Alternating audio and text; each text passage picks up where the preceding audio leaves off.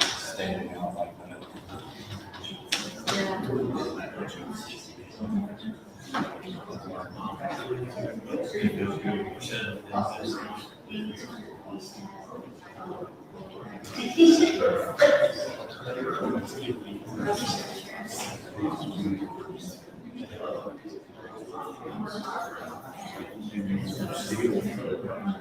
Yeah, it's I'm putting it on, taking it off. Yeah, balls. Yeah, right.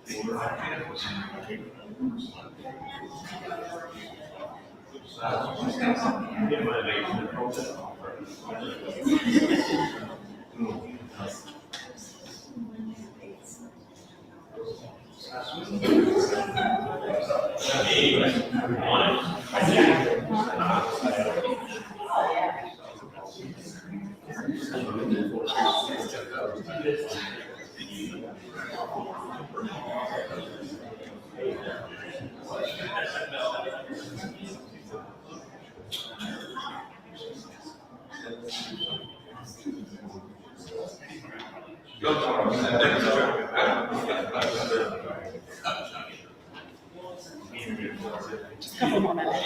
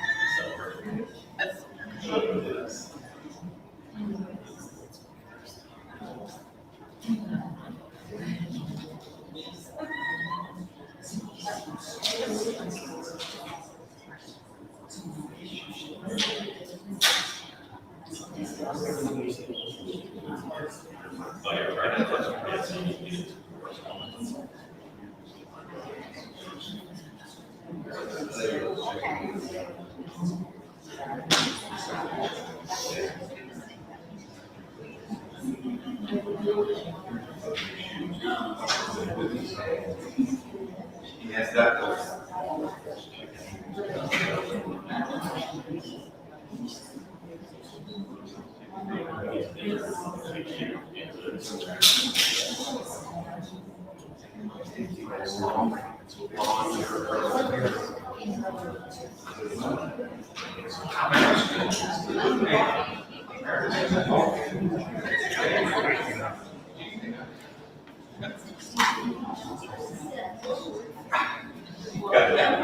We're negotiating.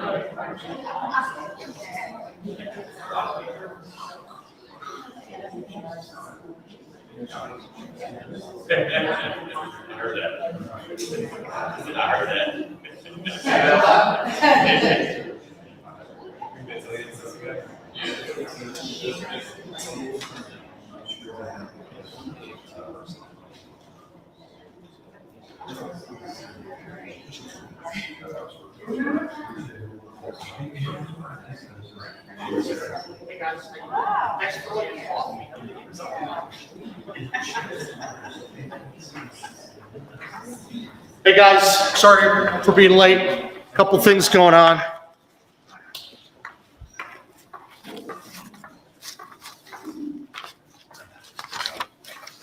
How you guys doing today? Good. Good. It's a beautiful day in the Mountain State. And I wanted to come to you today and say thank you for the patience and for coming out. A lot of important things to talk about. And I want to first start out by thanking the legislators who are behind me and for a lot of the work they're doing, especially where we're here today at Pierpont and the role that this institution plays and will play for the future success of West Virginia. You know, there are a number of folks here. I'd like to recognize, of course, all the legislators that are here behind us, and that's critical. Dr. Michael Wade, David Bailey, Dale Bradley, and also, George Perrick and Nancy Parks. Where are you guys? All right. Thank you all for coming. And I'm really excited to work with you because I was just talking with the legislators before. At the heart of our backyard brawl fight, we have to invest in our workers, our people. That's our best strength in terms of being able to deal effectively with the other states that we touch. And so that's a lot of what's going on here, getting people ready. We're going to talk a little bit about recruitment. We're going to talk about retention. We're going to talk about retraining. And that matters a lot. And the training piece is very relevant here. I think that makes a big difference. You know, I know we love our West Virginia schools. And in a couple days, we have a pretty big game that's coming up. And as you know, we've talked a lot about the economic fight that's happening between West Virginia and a lot of the states that we touch. And while WVU and Pitt may only get to meet on the gridiron, you know, once a year, hopefully every year in the future, we know that every day West Virginia has to compete with all the states that we touch economically. We compete for jobs, we compete for businesses, economic opportunities, and for investments. And that's really why on day one, we issued a series of orders related to the backyard brawl for different ways we could identify needle movers and things that could ultimately help us make progress in the rankings. And I'm not one to beat my chest about we have one win and we declare victory. That's not what it's all about. Ultimately, we need to move up in the economic rankings to our rightful place because we have so much goodness here in West Virginia. We need to better take advantage of it. So we're working on the fundamentals and we're working on economic development. I probably spend 90+% of the time working on economic development and obviously on budget related matters, and they're all tied in together. And that's critical because we want to make sure we're putting our best foot forward. But on day one, I did sign those executive orders declaring that economic backyard brawl, and we're always looking for comparisons to make sure that West Virginia is the best place to live, to work, and to raise a family. Nothing is more important than that. Now, we know we have a lot of fundamental challenges that are facing our state. We're working on those fundamentals, and that's critical. So I've talked about that in the past, that if you simply take money and you throw it at one problem, you might temporarily solve it in one area, but we have to be investing heavily in the fundamentals, our workforce, our infrastructure, site selection, site readiness, where you get water, you get sewer, we have broadband, we have access to energy resources, the things that are going to matter, and investing in our people, investing in our technical colleges, and to grow our workforce participation and continually be very, very strong in terms of workforce figures. One area of fundamental focus that we've been working on and excelling in has been improving the speed and the simplicity of government permitting. This is really important because when you're looking to compete to bring businesses in to West Virginia, you need to move at the speed of lightning, speed to build, speed to get things done. You have to move quickly. And this is where I would argue we have a big advantage over a lot of our competitors. Because you see, I could get together with these wonderful legislators here. We could talk about various regulations and changes to the code that are needed to become even more attractive with the other states that we touch. And guess what? We get it done quickly. And that's actually part of what happened during this legislative session in a number of key areas I'm going to talk about. These are big things that are going to make a difference for the state and, quite frankly, for you guys right here, some wonderful things. So speed to build, simplicity of permitting, very, very important. If we're going to get ahead, we have to compete in that area, right? Because there are going to be a lot of states that write big, big checks for their economic development and say, go out and they're going to try to buy companies. Look, we're going to be competitive in every area, but we have to make sure we're winning where it really matters. Speed to build, cutting through red tape, speed in approving government permits. Wow, that matters a great deal. One of the reasons we initiated some of the big economic development bills this year was to make sure that we could have that speed and advertise it. One of the biggest bills that doesn't get enough attention is our one-stop shop permitting bill. Think about this. Imagine normally you have to deal with 50 or 60 different agencies and boards. You get to go to one place. You get to deal with things. You get updates on the status of your permits. And if the government isn't meeting the deadline, that applicant's going to get their money back. Incentives work. That's what we're doing here, and we're really excited about it. I want to thank these legislators for what they did, because that's a really good bill. We're implementing that now, and we think when it's done, it will be the best in the region. That matters. It matters. Faster turnaround for business permits for licensing of all kinds. I also prioritized the universal licensing bill, another bill that's not getting much attention, but really, really good for West Virginia. It's actually going to make it really easy for licensed professionals and holders of an occupational license in another state to move to West Virginia and get immediately to work. Now, we know the importance of workforce participation and increasing those numbers. We're last in the country in workforce participation. So every day, I'm challenging the legislature and my team and all of you to think about, how do we grow our workforce numbers? How do we grow the population coming in? And some of those keys will be in what we discussed today. But if you can avoid going through a lengthy and redundant licensing process, that makes a big difference. Since we passed the bill, we've noticed already an increase in the number of people that are taking advantage of this. And our stats say that we have an 8% year-over-year increase in the applications. That's a start. I think it's only going to get better. And you make it easier for people to do things, and you have incentives, guess what? They follow them. And so that's a really good bill, and I'm very excited about that and appreciative for the legislature for help making that happen.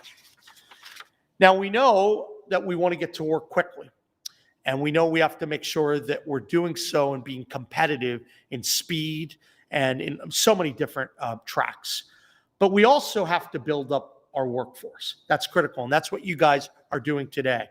We want to make sure that West Virginians get the education and the training they need to enter the lines of work that are available. We have so many open jobs here in West Virginia. We want to make sure we're matching those efforts up. Good people matched with the right job opportunities.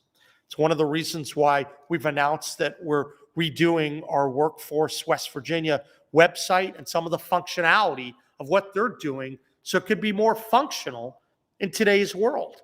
I want to make sure that we're attracting all the people that are able to work, and I want to make sure that it's easy for people to access information about where they have to go to find gainful employment here in the Mountain State. I'm also proud to say today that in the area of workforce training investments, we're making some important strides that, compared to our neighboring states, I think we're doing more in workforce training investments, and we're making sure that the dollars that are going in are targeted to those that are going to help us in the new American economy. We currently allocate a significant amount of our workforce dollars to training. That matters, and the stats bear that out. In our adult training program, almost 85% of participants in West Virginia, we could say, receive training. That's actually much higher than Virginia, which is at 69.95, 70%. It's pretty good. We have a trained workforce ready for the job opportunities in front of us. Our dislocated worker program, 72% have received training. That compares to Kentucky, where they're about 69%. So that puts us in a good position, but we have to keep going. There are a lot of initiatives. I'll be wanting to work with the legislature next year on workforce investment and ways we can continually make progress and focus on the kind of job opportunities where people get to make more money. We have to lift up the standard of living here in West Virginia. That always is a goal, and I know that people are eager to make that happen. So a lot of really good things going, but one of the top reasons we're here today is to talk about some of the areas, not now where we're falling behind, but where we're moving ahead. Sounds pretty good, right? Let's start with why West Virginia. If you want to move to West Virginia, if you want to live here, you want to work here, you want to play here, you want to know some of the reasons why you want to come, right? Well, we all know we live here. It's an amazing place. We know it's beautiful. I think we're number one in the country on that. We know that there are a lot of things that people don't know about West Virginia.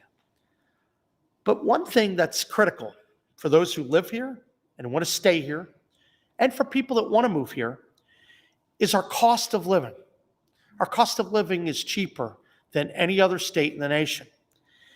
And that matters. With respect to household bills, some of the traditional basics that we have the lowest median household bill cost in the U.S. Lowest. That matters. These are the basics when you're talking about housing, whether you're talking about transportation, you're talking about food, you're talking about other things. That makes a big difference. 44% beyond the national median. Now, obviously, there are flip sides to that argument people would make, but let's take advantage of that because we're in a position to move a lot of people here to our state and contribute and be part of the tax base. And we're wildly, wildly attractive because we're within 10 hours of 180 million people. Half the population in the country have a chance. We can sell our goods and services to them.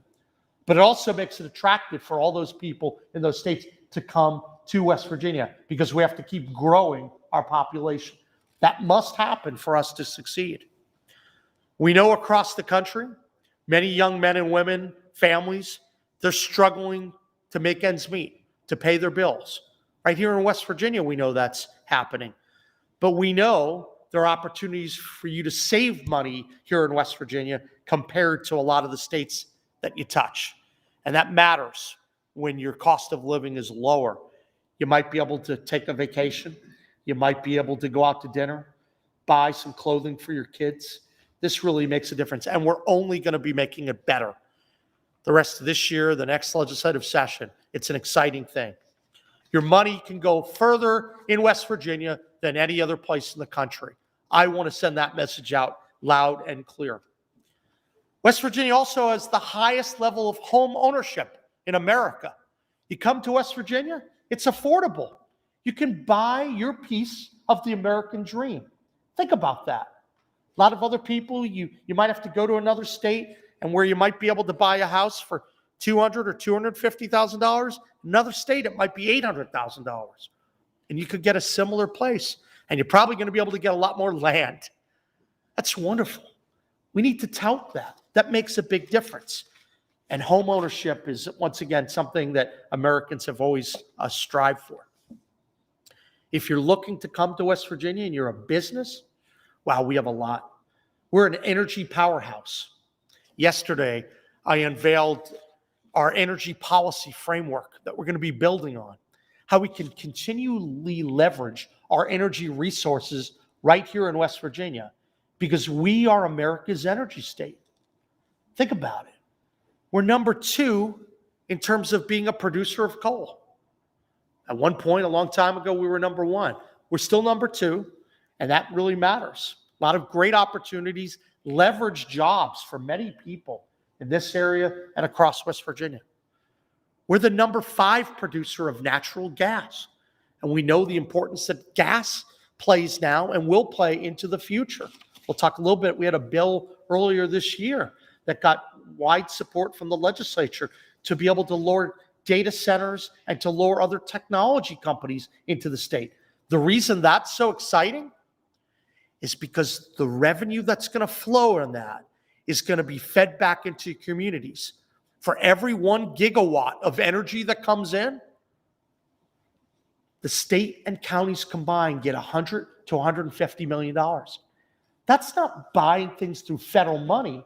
That's just good old-fashioned West Virginia smarts, the legislature and the executive working together to create a good bill with the proper incentives, leveraging the relationship between energy and technology. And now let's imagine that you get a gigawatt, which we're going to get that. Out of that 100 and 150, a lot of money goes back to the local counties. Half of it will go back to lower your taxes, lower income taxes. That's really powerful. That's how we're going to make progress. Because what happened to the tax cuts in the past is that they were mostly dependent on all the federal money that came in. We have to create a structure in our budget where you have ongoing revenue, ongoing expenses. That's part of what we're doing. But that data center bill, ooh, that's powerful as an economic incentivizer. And we're meeting with a lot of people to make that happen. A very, very exciting bill. And that's going to be a big benefit to our whole state and to this region as well. Crime. West Virginia is a safe place. Now, we can always do better, right? But we know that when it comes to violent crime and property crimes, we're in the top 10 in terms of being safer. That makes a big difference. At the end of the day, when you look at the role of the state or the federal government, people want to make sure that they're protected, right? That makes a big difference. In West Virginia, people can come, they can raise their family, and compared to a lot of other states, know they're living in an amazing place, a safe place. This is home. And that's in part given the culture that we have here in West Virginia, the type of people that we have. That's something that's really powerful and attracts other people to move here.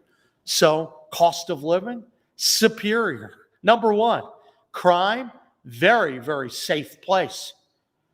And then we get to some of the other items. Tourism. Wow. West Virginia is not only the most beautiful place, we have some amazing things going on. If you're either in state or you're out of state, you can take advantage of all that West Virginia has. When it comes to the backyard brawl, we are absolutely crushing our competitors on tourism. I mean, crushing it. When I came into office, I made a number of changes because that's what every administration does. Tell you what, one area that I did not make a change, and I want to give full credit, was in tourism. Chelsea Ruby's doing a great job. I think she's the best tourism director in the country. She's great. And we've been working together on that to make a lot of progress. Let's look at what we have. We have an amazing national park that's kind of one of the envies of other places across the country. You could do base jumping in that park. Wow, that's pretty amazing. What else can you do? Well, we have the greatest density of high-quality whitewater rafting in the country. And I know I've been down at the Gauley a number of times, and we have some of the most difficult whitewater rafting courses in the world. That can be a little dangerous, so I want everyone to be cautious as you go out there. But if you're thinking about vacationing in West Virginia, oh my God, it's the most beautiful place, the great outdoors. So people should be looking at that. What the advantages of coming to West Virginia are state parks. You have our wonderful national park. You have whitewater rafting. But you also have more. We're the third most forested state in the country. It's not only great from an energy and a production, manufacturing perspective, it's great for our people because we actually have, this is a stat I just recently learned, we have less sunlight in West Virginia than all but a couple states. We're 48th in total sunlight. And part of that is just the topography that we have with the mountains and the shade. But we also have advantages when we have a big forest. We are the first and only state to have statewide waterfall trails. Think about that.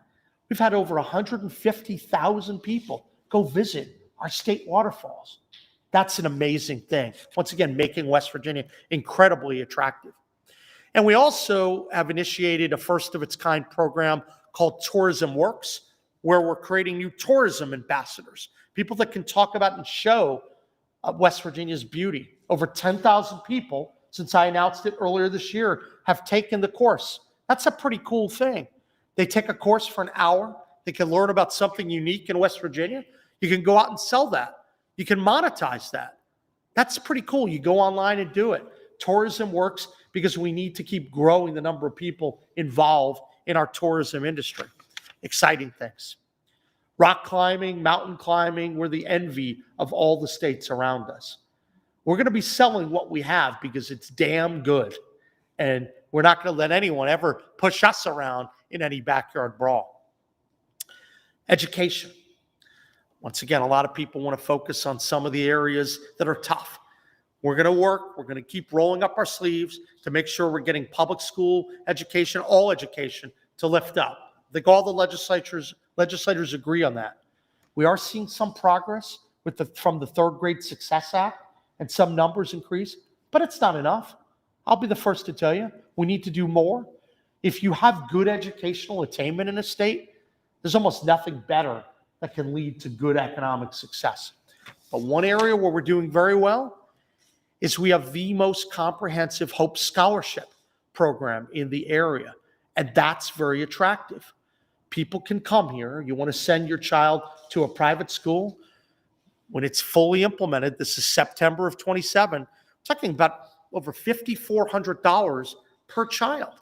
That compares favorably to all the states. There's one state that also is doing some, but that's under attack. There's legal issues. We're past all of that. We have our program up and running. This is good. If you're thinking about moving to the Mountain State and you want some help, some assistance, you want to send your child to private school, you want to send them to public school, we're going to have some opportunities for you. This is an area that we can be very attractive. People can come, and it's something other states don't have the way we do. Very, very powerful. Education matters, and we're going to be competing in that area. But I want to point out one area where we are stronger, and that can make a big difference. You know, I mentioned cost of living a little bit earlier. I want to say that a lot of statistics say that you can have a lot of your basics if you're making about $40,000 per year. But we also know that our housing, affordable housing, better than other states. That's why the home ownership is so high. We're going to keep building on that. That's an area of strength. If you're a young family, you want to come to West Virginia, easier to come here than virtually any state in the country. Think about housing, think about cost of living.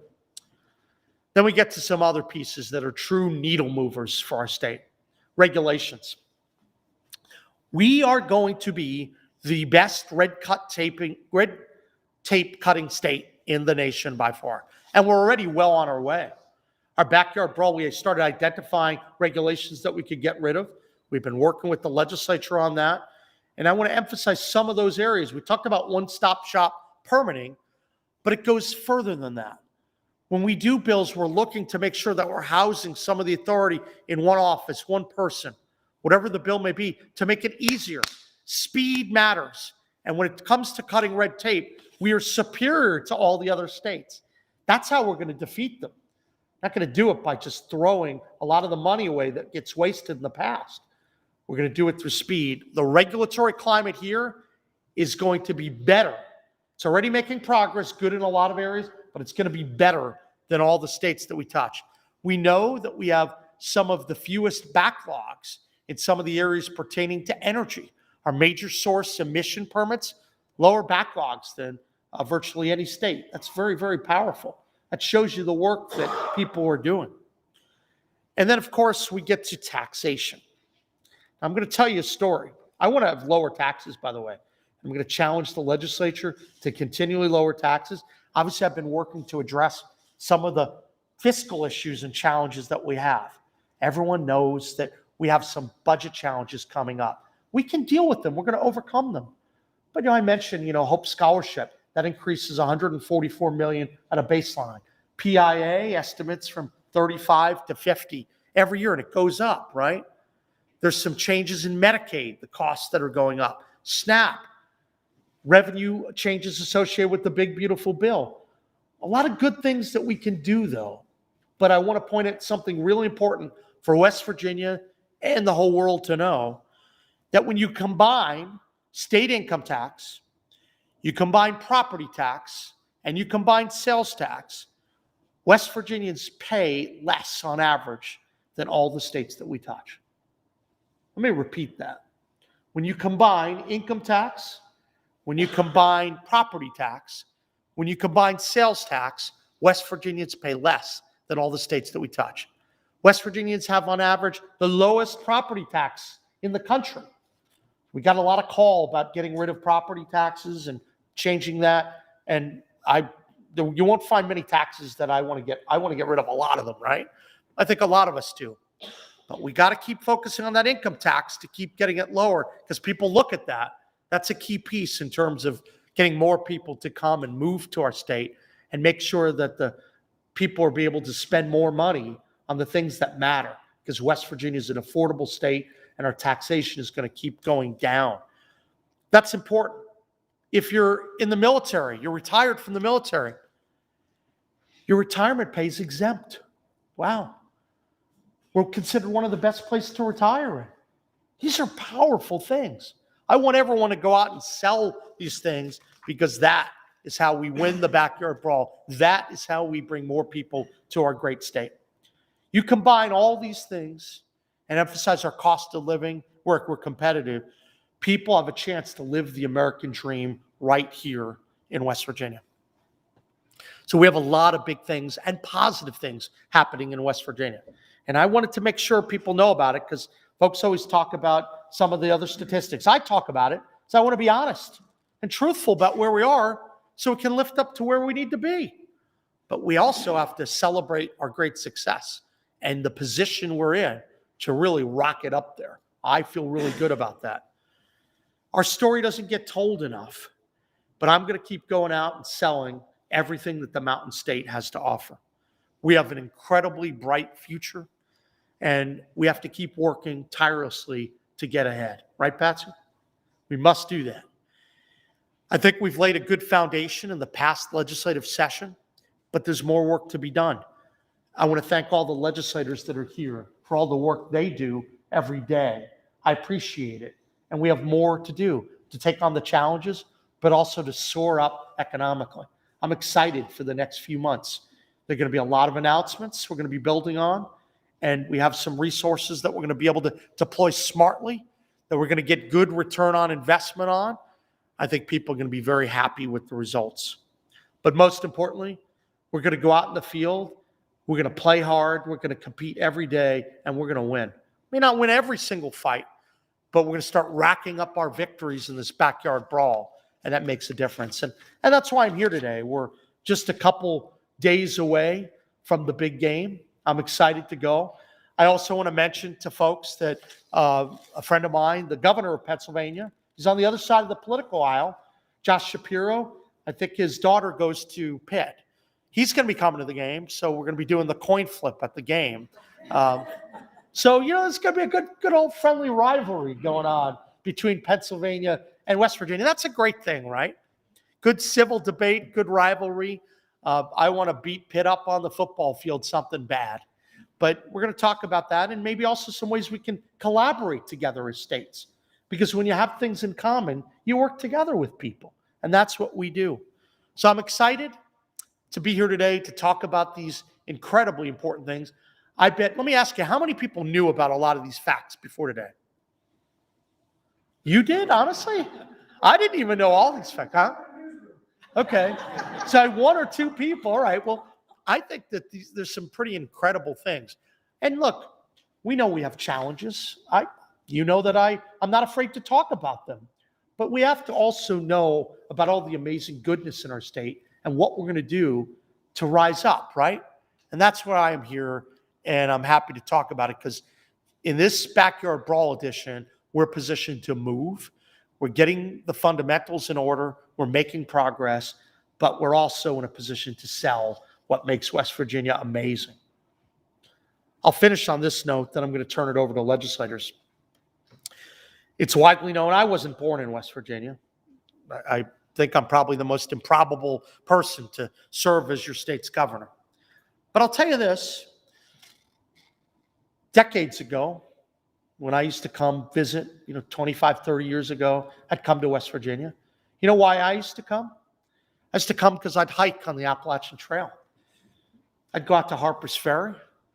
I'd go up to Martinsburg. I'd go to Berkeley Springs. I love the Eastern Panhandle. And I'd spend time there. And I might bike. I might kayak. I might do a lot of things. And then when it came time to buy my first house in my life, my only house that I bought it in Harper's Ferry. Affordable, beautiful views. I loved it. You know, I came here to visit, and I end up staying a lifetime. A lot of people can do that. Let's take advantage of all the amazing things we have. Let's all be ambassadors to sell our state. I think there's so much good that happens when we all do it, to have that pride, that great pride in West Virginia.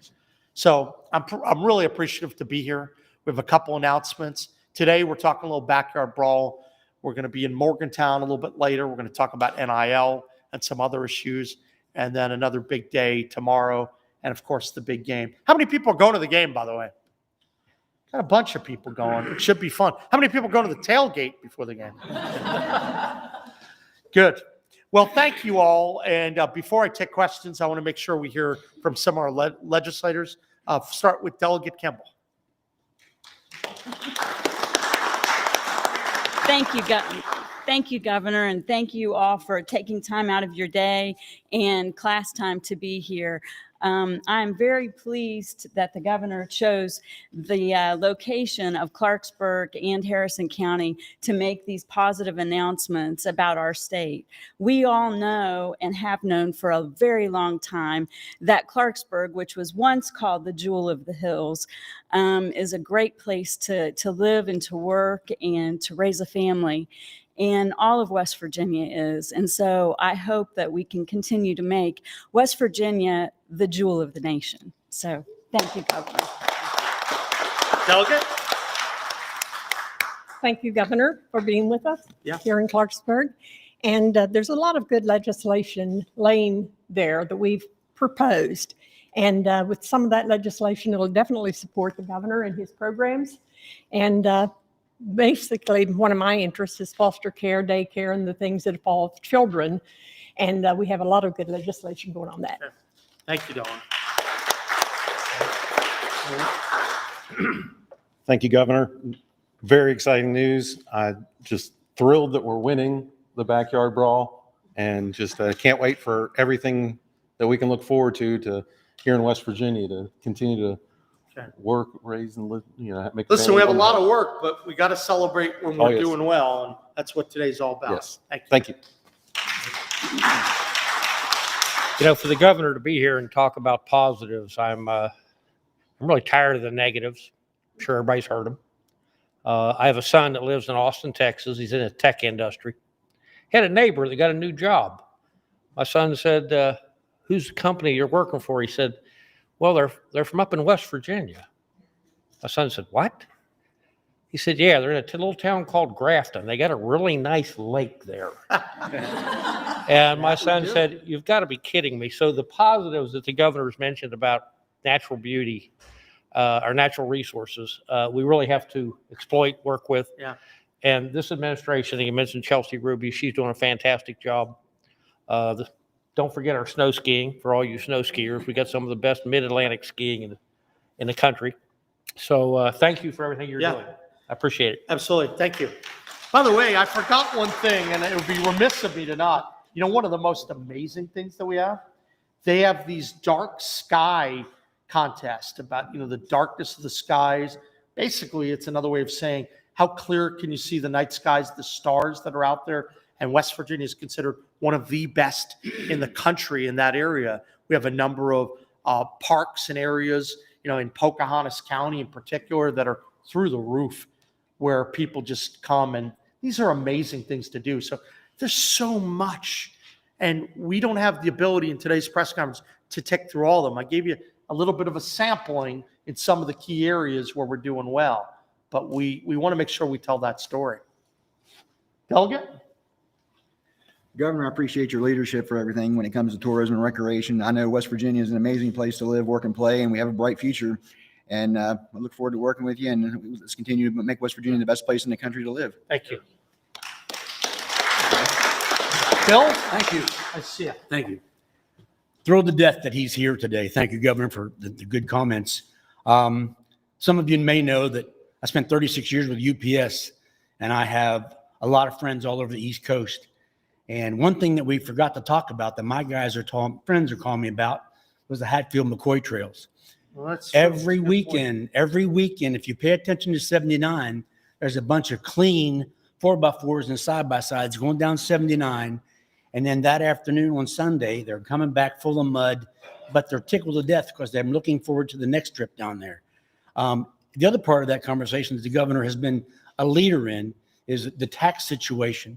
A lot of my friends are in Maryland are saying, our governor is doing this and this and this and this increase in a regulation and a fee. Guess what? They're looking to West Virginia. What are you guys doing with this?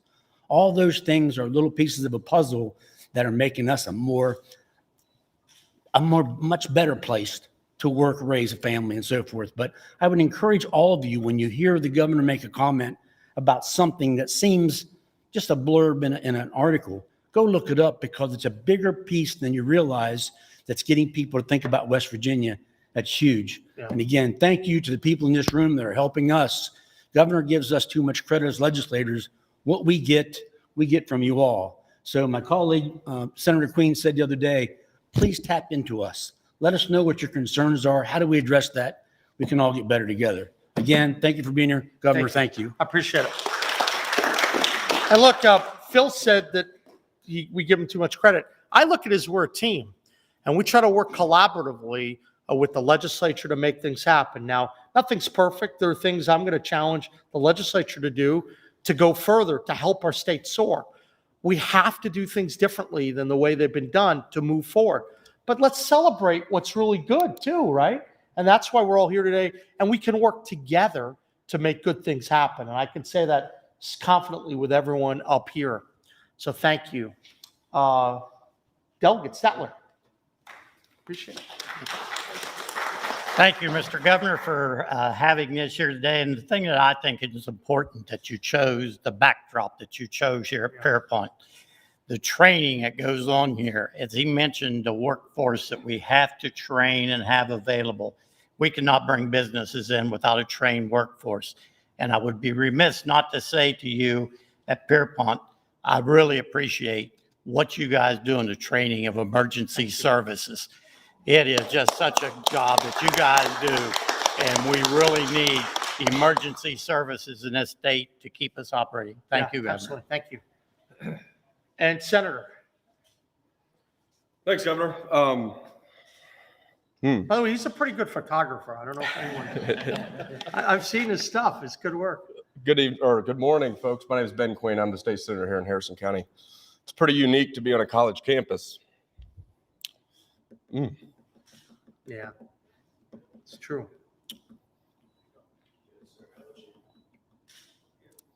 President Wade, the leadership here, we got a long way to go. To the staff at Pierpont, and especially the students. As a 30-year-old in politics, the last 24 hours has been pretty tough. We got to get better at disagreeing. We got to get better at sitting at the table together. We got to get better at listening to each other.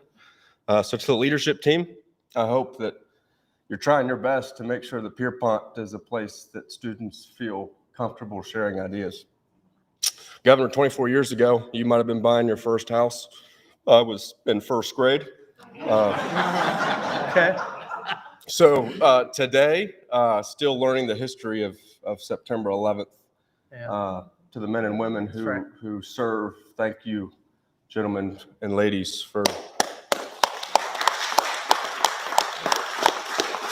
being prepared at a moment's notice. This week has been a little different for that. A lot of the economic development success that the governor talked about has to do with Pierpont, has to do with Harrison County, has to do with North Central West Virginia. We're holding our own in these numbers. We're carrying a lot of the load. So I hope each and every one of you are proud to do that. The governor talked about data centers. The other part of that bill that we passed this year was about power generation. Yeah. Harrison County, North Central West Virginia gets to be a part of that solution too. Big announcements coming, right? We're pretty proud to power the rest of the country. West Virginia has always had that about us, and I think we're going to have an opportunity to power the rest of the country as well. Amen. And we're very proud to be a part of that. So, Governor, thanks for being here today. Thanks, Pierpont, for continuing to be awesome. President Wade, a lot of pressures on your shoulders, continue to be awesome. So, thanks, guys. Thanks, Joe. Absolutely. I think that Senator Queen mentioned something very important. And before I came to the podium, I had made clear that we have a couple announcements. We had moved the flag. It's now at half-mast in honoring 9/11. That's today, because we can never forget what happened that day. And then from tomorrow on until the date of internment, we're moving the flags to half-mast to honor Charlie Kirk. I wanted to mention that to people. He was a friend of mine. He actually came to campaign for me back in 2018. He's a good man, guy that really engaged in civil debate. It's the way things should be done. You know, I look up, we're with a lot of legislators. I have a lot of friends here, and we try to work very well with the legislature. I know there's no one that's been working harder to come around the states and tries to be inclusive, to give people a chance to contribute, because it's a team. But Charlie Kirk did something pretty special. He used to reach out to people that wildly disagree with them and engage with them civilly. That's something that's really been lost in today's body politic, and we need to remember that. We need to honor his memory, and we need to make sure that violence never prevails. So I certainly am grateful, and I'm really glad, Senator, that you mentioned that, because we need to be able to speak freely, but we also need to be civil at the same time. So I'm grateful to be here, and now I'm happy to answer any questions from the media. Charles? So I want to follow up on your energy policy speech Yeah. last night. You talked about reinforcing the expansion and maximizing our baseload energy. Yeah. You talked about working with the federal government to potentially deploy new baseload generation. Yeah. Are you talking about building new power plant or new coal-fired power Yeah. plants in West Virginia? Couple things. First, I think that it's clear that we must extend the reasonable useful life of the existing coal fleet in West Virginia. We have to do it because the power demands that our country faces are so severe. Right now, we're producing a generation capacity about 15 gigawatts of energy. If you talk to PGM, the regional operator who has to track all these things, they think we're going to have to get to 110 gigawatts as a region, 13 states in the region. And so the need for power is really significant. I think their estimates, we need 70 more gigawatts of power. And by the way, that's the net, because a lot of power is scheduled to go offline. So priority number one is extending reasonable useful life. I think that's important.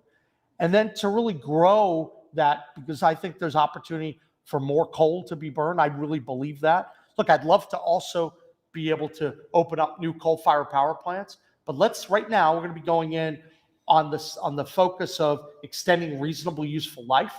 We also know there are real opportunities for gas generation as well. And we talked at the event last night about really relying on the troika of coal, gas, and nuclear. And so we'll be engaging with Secretary Wright and Secretary Burgum and Administrator Zeldin, because I'd like to partner with them, because there's a broad national interest in terms of West Virginia being America's energy powerhouse. If we're going to meet the data and information technology needs of the next 25 years, which is what we're talking about for the energy policy, we're going to have to produce a lot more generation and a lot more transmission, and that's what we're working on. So there's going to be a lot of opportunity, but probably the next 30 days, that's what we're working on with the administration. Yeah. Other questions from the media? I know you have a sports question. I saw him at the Ohio game last week, so go ahead. Tough game. So the information that came across your desk, the data, what made you decide to look at that and say, okay, this 50 by 50 project is very feasible? Look, it's very difficult. Let me be clear. There's some that say that it's too ambitious. But when I look at what the needs of the country are and what happens if we don't successfully compete with China, we're toast. We can't let China defeat us, period. So if you start with that premise and people across the country start to wake up to the fact that we must be more aggressive in power generation in order to meet the AI and technology and data needs that our country faces. Otherwise, we're ceding a major national security advantage to China. We can't do that. We need more voices talking about that. So I know it's very, very difficult, but we have no choice, because if we don't succeed, we know what China is going to do. And China, I would argue, and Russia and Iran, these are critical geopolitical foes, and they're major players. We have to do more from an energy perspective. But it's doable for the following reasons. I mentioned our energy resources. When you're sitting on some of the largest reserves in the country in terms of coal, in terms of natural gas, when you're already the second largest producer of coal, the fifth largest producer of gas, there's a lot of opportunity to leverage. So what you begin to see this year is a real laser focus on leveraging our energy resources in West Virginia.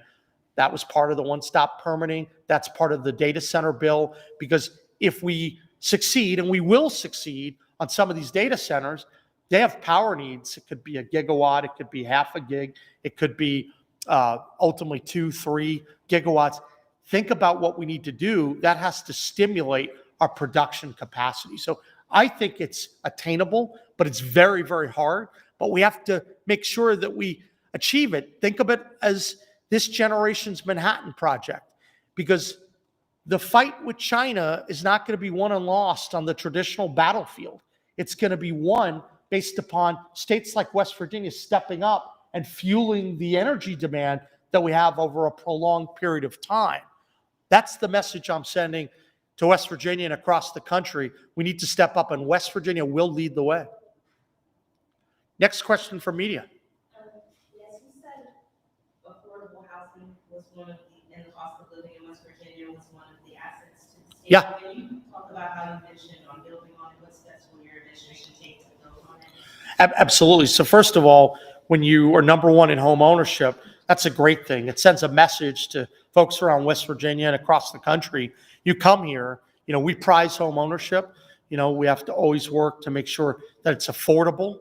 And we have a number of good programs to help make that happen. I'm excited because about every month I sit down with our Housing Development Fund. They're doing a lot of work to facilitate low-income loans as well. But it's critical that we make sure that we're letting people know. Part of it, they may say, well, your property tax, the value of the home's a little bit lower. But I think that there are a lot of opportunities to build affordable housing. There's a lot of opportunity to keep building to house a lot of the new people that will come in, especially in certain regions of the state. So we're looking for the different incentives to get more people to move to West Virginia. And when you move to West Virginia, you have to have access to affordable housing. So I know that next year we're going to be talking about that during the legislative session. There's some different programs in place right now in the private sector that try to entice people to move to our state. We're looking at some iterations of that, how we get more people to come to our state. And I'm very hopeful that could be a great bipartisan initiative, uniting people. And when they come, they have to have access to affordable housing. So we'll work with the Housing Development Fund. We're going to work with the legislature to make sure that the strength we have in that area continues. Any other questions from the media? Charles? Any other media here? I want to say thank you all for coming. I really appreciate it. We know the challenges we face, but let's go take advantage of the many great things that we're doing and sell our state. We're in the most amazing place in the country. Let's build on the successes we have. And let's be honest with the challenges, but let's make sure we go out in the field and we win, all right? Thank you, and God bless.